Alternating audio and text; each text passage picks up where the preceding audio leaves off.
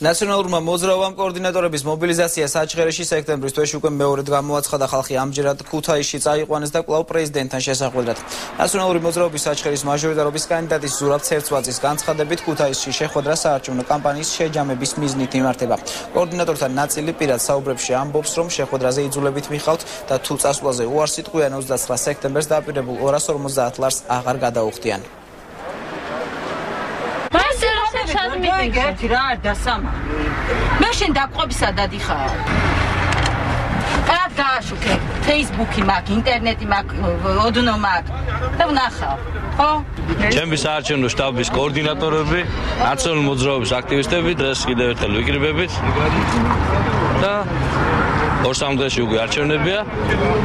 პირველში ეს არჩევნები უნდა დავამთავროთ წარმატებით. კოორდინატორიც ვარ და ყველაფერი კარგი, რაც ამ მთავრობას ჯერ ვეკუთვნი ამ მთავრობას და სხვა მთავრობა თუ მოვა, მერტმაც უკნას, მე იმას მივეკუთვნი. მიდღემში ვარ მთავრობის, ვიქნები დღესაც მთავრობის. რომელი მთავრობაც მოვა, იმას ენაცვალოს ჩემი სიცოცხლე. დღეს ვინც არის დღეს ისა ვარ, ხვალ ვინც იქნება, იმასაც ენაცვალოს.